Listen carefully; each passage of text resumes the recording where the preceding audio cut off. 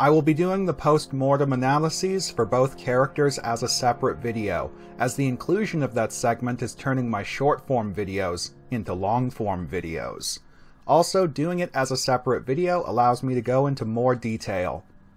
My analyses of Exar Kun will draw from his appearances in the Dark Lords of the Sith and the Great Sith War arcs of the Tales of the Jedi series, with background details drawn from Jedi vs. Sith: The Essential Guide to the Force, the original Essential Guide to Weapons and Technology, and the Knights of the Old Republic Campaign Guide, among others. My breakdown of Darth Maul is intended to be completely void of any connection to the Star Wars: The Clone Wars animated series, and so will be drawn purely from pre-2008 Legends material. I will be drawing from his appearance in Star Wars Episode 1: The Phantom Menace, its novelization, comic adaptation, and visual dictionary, the expanded universe novel Darth Maul Shadowhunter and the included short story Darth Maul Saboteur, the Dark Horse comic miniseries Darth Maul, the comic shorts Nameless and Marked, both presented in the Star Wars Tales Anthology series, the new Essential Guide to Characters, and the Threats of the Galaxy Campaign Guide. Retconning his backstory from simple Iridonian Zabrak to Dathomirian Nightbrother reduces him from a diamond-in-the-rough prodigy to a manufactured product of selective breeding, and changing his Sith tattoos into Nightbrother clan sigils takes what should be a symbol of his personal dedication to Sith ideology and turns it into a mere slave brand. The writers of TCW were clearly attempting to give Maul's character depth and significance, but what they achieved was the opposite, reducing him to a self-important tool in the hands of a lesser villain. To hell with that, Legends all the way. And with all of that out of the way, let us begin. Exar Kun, renegade Jedi turned Sith revivalist, and Darth Maul, the warrior assassin trained from birth. If these two noted duelists, masters of the saber staff, were to meet in single combat, who would win?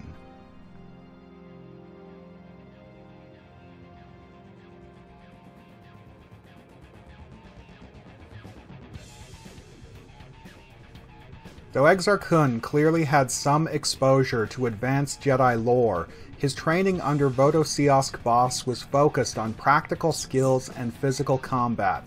His Sith training under the spirit of Freedon Nad was the inverse, with Kun destroying the Shade so he could have unfettered access to Sith lore, effectively teaching himself.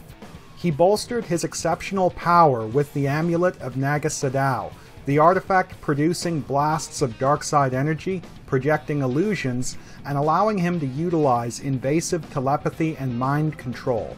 Many of his existing Jedi abilities were flavored by Sith sorcery, functioning as spells rather than mental powers. He heightened physical enhancement with Dark Rage, knitted his body back together with Dark Healing, and was capable of basic energy resistance. Though versed in the use of Force Lightning, he favored the energy blasts produced by his amulet. With Force Stun, he could paralyze targets by overloading their nervous systems with Force energy, or alternatively, he could draw that energy into himself with Force Drain, feeding his own power. In addition to the aforementioned mind domination powers enabled by the Relic, Kun could also employ basic mind tricks, as well as aggressively ripping knowledge and languages from the memories of subjects. With telekinesis, Kun employed basic pushes and pulls to thrash targets or retrieve weapons and objects, as well as hitting targets with invasive chokeholds or wounding their internal organs. Most impressively, he could use Force Whirlwind to raise targets off the ground and rapidly spin them around. However, as powerful as his active abilities were, Exar Kun heavily favored lightsaber combat, specifically noted for using his precognitive talents to enable his fighting style. Typically, he would only break out his Force powers when his opponent used the Force against him, as was the case against Alima Keto and Odan or as a show of force against inferior challengers, such as when he repelled Silvar in the Senate Hall. However, when he did lash out with the Force, the effects were always devastating, and both Keto and were simply one-shotted.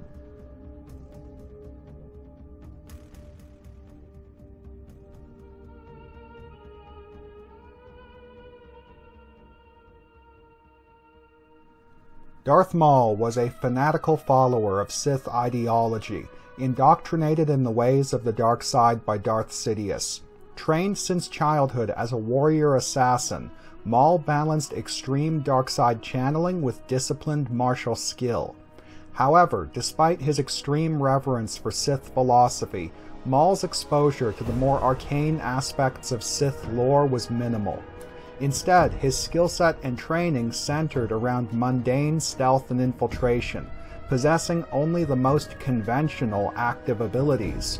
More than anything else, Darth Maul was trained to be a living weapon rather than a true Sith Lord.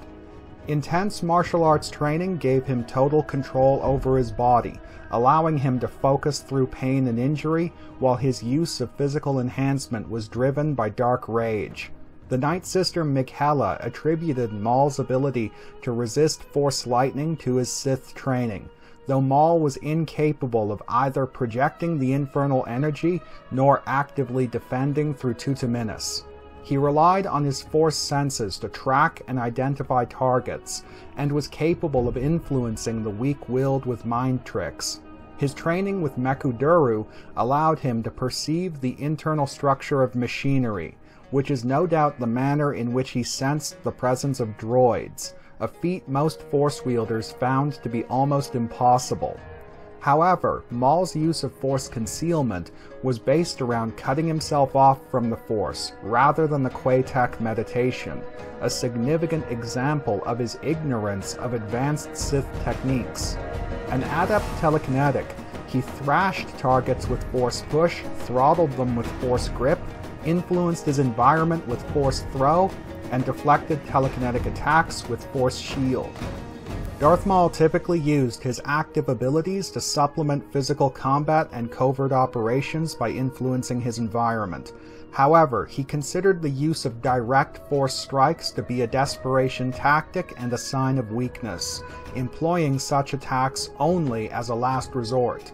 Most of his Jedi kills were achieved through physical combat, and most of his Force feats against other Force wielders consisted of resisting or tanking their abilities, ignoring Michaela's lightning, enduring Silas's telekinesis, and deflecting Darsha Asant's Force pushes.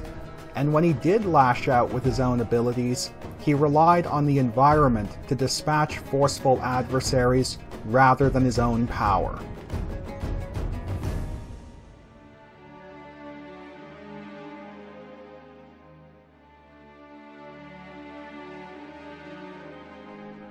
This segment's conclusion is easy to determine, as Exar Kun is simply operating on a higher level than Darth Maul.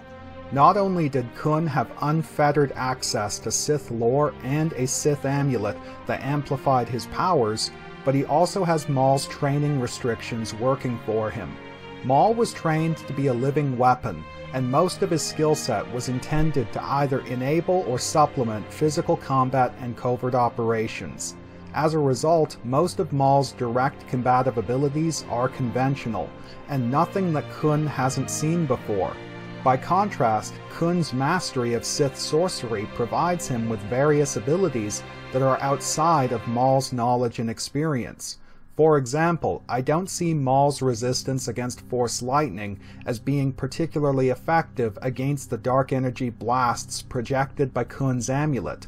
While it is possible that Maul may use stealth and ambush tactics to blindside Kun, his sense of honor and pride makes this unlikely, and Maul would be more inclined to openly challenge Kun and fight it out to the bitter end. Quite simply, Kun could one-shot Maul on a whim, where Maul's success as a Force wielder is predicated on circumstantial factors. The only reason for why Maul even has a chance against this adversary is Kun's similar sense of pride and shared desire to prove his supremacy as a swordsman. This, of course, begs the question, could Darth Maul defeat Exar Kun in a lightsaber duel before Kun wised up and cut loose with his powers?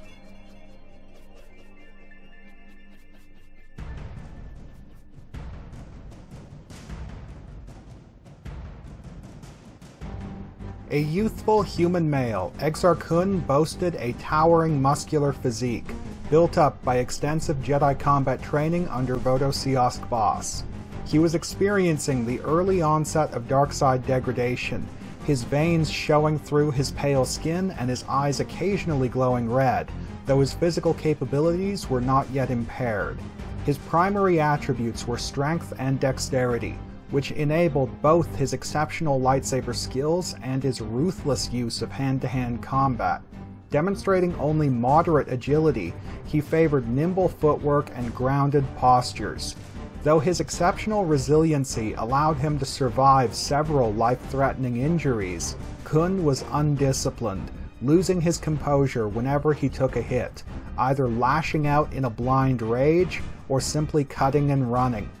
As Dark Lord, Exar Kun took to wearing ceremonial armored robes, his set featuring plated pauldrons, a gorget, gauntlets, greaves, and a mailed skirt.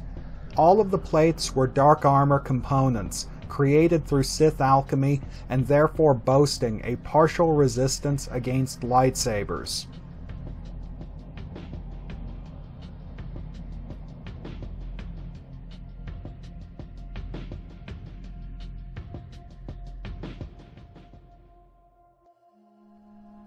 A youthful Zabrak male, Darth Maul boasted an athletic, muscular physique, crafted by lifelong Sith combat training under Darth Sidious, and was specifically distinguished by his full-body Sith tattoos. He was stricken with a moderate level of dark side degradation, his eyes perpetually burning yellow, though his physical capabilities weren't hampered in the slightest. His primary attributes were agility and dexterity, developed by his training foundation in hand-to-hand martial arts and feeding into his mastery of the saber staff. As far as physical strength went, he was a heavy hitter but not a heavyweight. His robust Zabrak physiology was reinforced by exceptional self-discipline, allowing him to focus through intense pain and injury. As Darth Sidious's personal assassin, Maul wore nondescript black combat robes with heavy-duty leather gloves and boots, unarmored but practical in the field.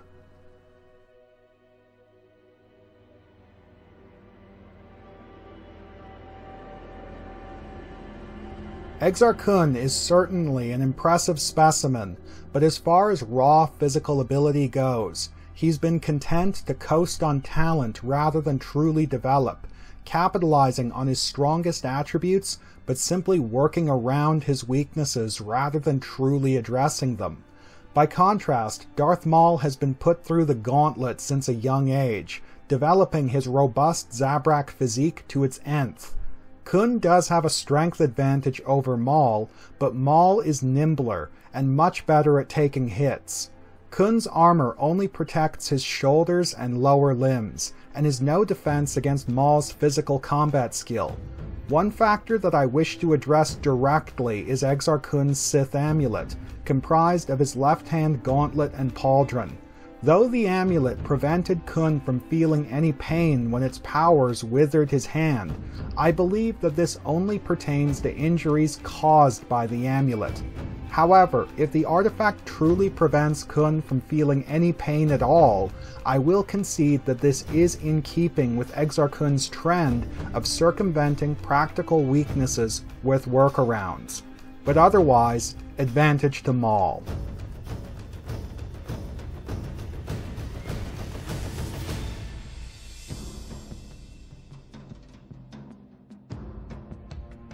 Exar Kun was armed with a short-hafted archaic saber staff, converted from his original Jedi lightsaber. Fitted with a blue-hued Adegan crystal, the weapon incorporated a sophisticated dual-phase mechanism, with each blade featuring multiple settings, allowing for abrupt shifts in blade length and power in combat. His confirmed lightsaber disciplines are Nyman, the moderation form, and Jarkai, the dedicated dual lightsaber form. From the features of his weapon, we can infer knowledge of Trakata, an alternative form based around rapidly deactivating and reactivating the lightsaber blade. Based on how his skill set was configured, Kun employed a simple core technique and moveset that was intended to be easily adapted for different weapon sets, appropriate given that his trainer was the exotic weapons specialist Vodosiask Boss. His single and dual blade techniques were strength-based, built around hacking cleaves, stalwart blocks, savage thrusts, and integrated kicks and grapples. His saberstaff technique was dexterity-based, maintaining upright postures while performing wrist rotation flourishes and spins, unleashing high-speed attack flurries while knocking aside enemy strikes with deflection parries. This direct technique was elevated by his use of his lightsaber's dual-phase settings, goading enemies into overextending or phasing through their defenses. In battle, Exar Kun would open conservatively, using his standard single saber technique to assess the threat while keeping his weapon's extra blade in reserve. His single saber technique was quite potent, effective for mopping up on the battlefield and overbearing lesser Jedi, notable examples being Credo and Silvar. However, against similarly high-caliber opponents, namely Ulic Qel-Droma and Vodosiask Boss, the best he could achieve was a stalemate. It was for precisely these situations that Kun developed the Trakata Saberstaff, which allowed him to put Vodo-Boss on the defensive and overwhelm him. However, though this highly unorthodox technique never failed Kun as a trump card, we can infer its weaknesses based on its mechanics. His effective use of Trakata is predicated on timing and control, which means that any interruption or distraction would be disastrous, doubly so given his use of the Saberstaff, a weapon more dangerous to the wielder in unskilled hands.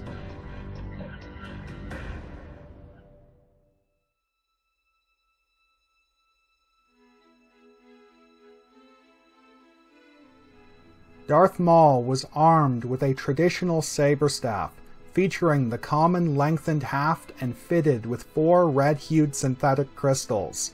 The blades could be activated selectively, allowing Maul to shift between single and double saber combat on the fly. Maul's training foundation was Teräs Käsi, a hand-to-hand martial art developed specifically to allow non-force sensitives to fight Jedi. His lightsaber skills were built on Naiman, Jarkai, and Juyo, the Ferocity form. Maul considered himself a master of the corrupt Sith variant of Juyo, devoting himself entirely to its physical focus. Quite simply, Darth Maul was a fully developed hand-to-hand martial artist who wielded his weapon as an extension of his body, no matter what weapon it may be. The balletic gymnastics of Teräs Käsi enabled his nimble acrobatic maneuvers and built power for his strikes. Physical combat integration was one of his style's mainstays. Fist, foot, and blade employed with maximum commitment and intensity. His direct yet flourishing blade work was highly efficient and quick to recover, allowing him to unleash high-speed attack flurries that made maximized use of the saberstaff. His defensive component was based around striking blocks intended to knock aside the opponent's weapon or initiate a blade lock, and he otherwise favored evasion. Maul occasionally used telekinetic integration and Trakata tactics, blindsiding opponents with the extra blade, but on the whole favored honorable conduct, pointedly avoiding the use of Dun Mok. He typically opened with a single blade against lone opponents, reserving the saberstaff for crowd control, though he often deviated from this pattern due to his preference for the double saber.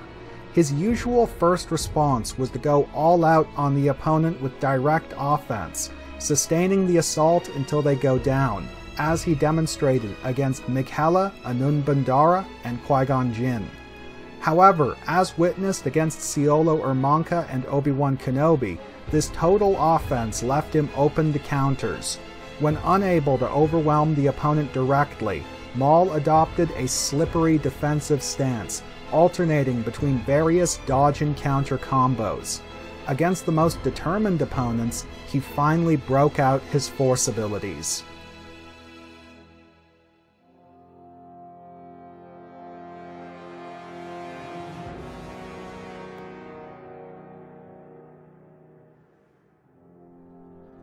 As lightsaber duelists, Exar Kun and Darth Maul had many common ingredients, but their skill configurations were completely inverted.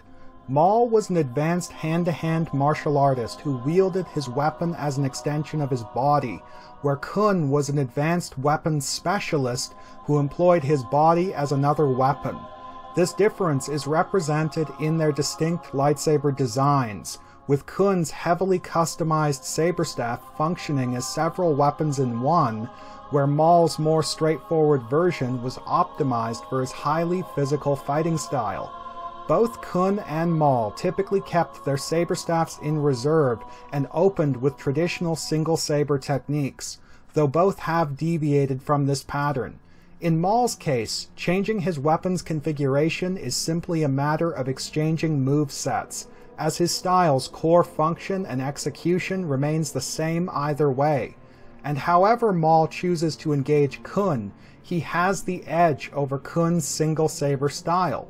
His common foundation in Naiman and Jarkai leaves him well prepared to deal with Kun's blade work, while his own mastery of Teräs Käsi provides greater skill with physical combat, and Juyo allows him to channel the dark side more effectively. Furthermore, Maul has a stronger track record, having overcome several high-caliber opponents purely through his own developed skill, where the best Kun could achieve without his tricks and toys was a stalemate. For all intents and purposes, Darth Maul is precisely the type of opponent that Exar Kun developed his saber-staff technique to combat. Where Maul's fighting style remains consistent regardless of which blades are ignited, Kun's Trickata tactics effectively turned his saber-staff technique into a completely separate and distinct fighting mode, which his single saber technique enabled by building a false expectation. Kun is specifically described as using his weapon's features to execute counters, a perfect response against Maul's all-in offensive, while his lengthened blades would allow him to keep Maul at arm's length, compromising the apprentice's ability to leverage his physical combat skill. While Maul's evasive defense is a good foil for Kun's counteroffensive, there is little that he could do in return. While I do consider Maul to be the superior tactician, and I do believe that his slippery, roving defensive stance could allow him to close in and counter if given time, he is still waging an uphill battle. An uphill battle made worse by the likelihood that Maul would be operating under the assumption that Kun employed a technique very similar to his own, a misconception that would be encouraged by Kun's single saber style, only to find out that this is not the case. And ultimately, Exar Kun simply doesn't have the patience to settle in for the long haul. Which brings us back to our original question. Could Darth Maul defeat Exar Kun in a lightsaber duel before Kun wised up and cut loose with his powers? Possible, but extremely unlikely. Either Kun's Trickata style would allow him to exploit Maul's total commitment and slip in a fatal counter, or Maul would hold out long enough for Kun to get frustrated and unleash the dark side out of simple irritation. Darth Maul is an impressive martial artist, but little more than that. He isn't an heir to the Sith legacy, he's simply a disposable pawn, and no match for one of the greatest Dark Lords in galactic history. I declare Exar Kun the victor.